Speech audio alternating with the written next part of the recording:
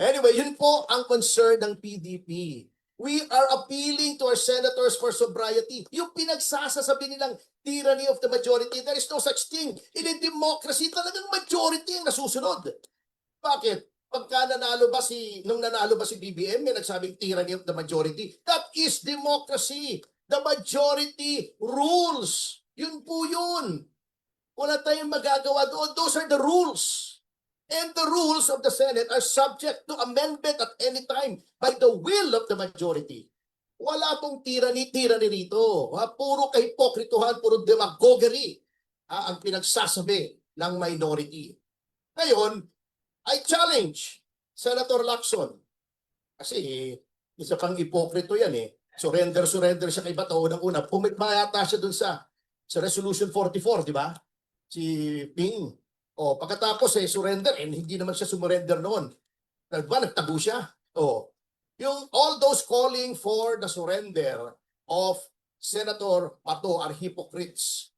Because yung sina Teddy Casino, sina Lisa Masa noong 2006, ewan ko kung buhay na yung iba sa inyo rito, nagtago yan ilang linggo sa loob ng House of Representatives. Diba? Tignan nyo yung mga news reports. Pinagmalaki pa ni Lisa Masa, doon na daw siya naglalaban ng panty sa loob ng House of Representatives sa lababo. To evade arrest. Si Trillanes, ganun din. Si De Lima, 2 araw yan nakiusap. I was there. Kasi kami ng VACC nag-file nung Believe It Drug case. We were there nung isa-serve yung warrant. Nakiusap si De Lima, baka pwedeng 2 days muna ako dito to wind up. Hindi siya pinasok. Walang nagpumilit pumasok doon para arrestuhin siya. Now they're calling for surrender. They are justifying yung pagpasok sa Senate. Ang kakapal ng mukha nitong mga to eh. Grabe. Si Lacson nga ang nag-coin ng word fugitive from injustice. Swerte lang yan si Lacson, sinuportahan niya si Noynoy, tumawid ang administrasyon, noong ginrant yung certiorari niya ng Court of Appeals, yung si Solicitor General Cadiz, an Aquino appointee, did not appeal. Can you imagine the crime of the decade, hindi mo i-appeal yung pagkatalo ng gobyerno? Solicitor General ka. Yung mga annulment cases nga na ordinaryo, ina-appeal automatically ng OSG, siya hindi niya appeal. Yung Dacer Corbito double murder, may 2 tao na patay. On a technicality, nag-grant yung lifting ng warrant ng principal accused, hindi mo i-appeal.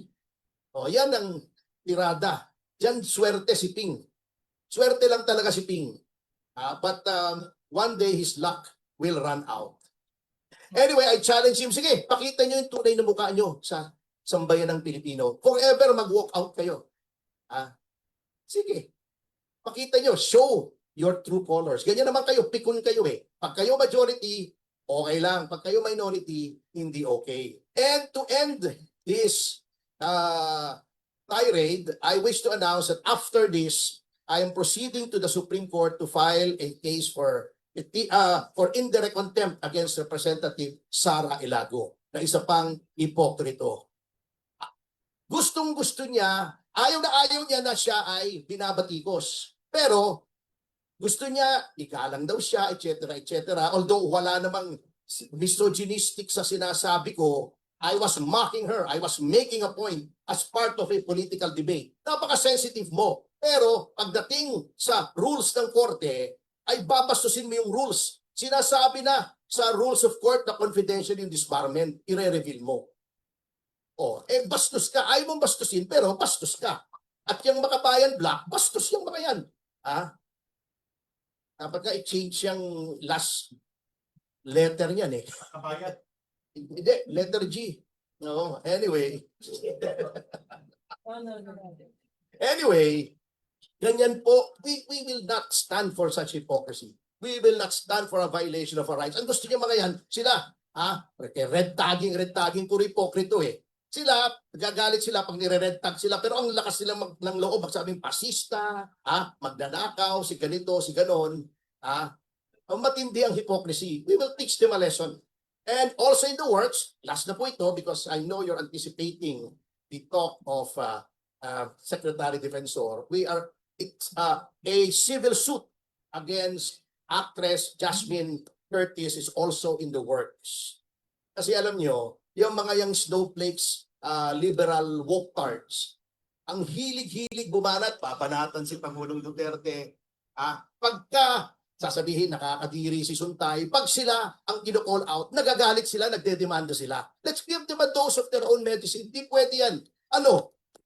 Kayo lang ang pwedeng bumatikos. Kami hindi pwedeng mag-respond. Demanda nyo. Magdemandahan tayo. Forever. Kung may forever walk out, forever demandahan tayo. I will not stand for such hypocrisy. If only to make a point na hindi pwede yung mindset nyo na kayo lang ang pwedeng mamintas, ayaw niyong mapipintasan. That's BS. I will not stand for that. And I will stand up for my rights. Anyway, maraming salamat po. And now I turn over the floor. Baka bigla siya sumakaw na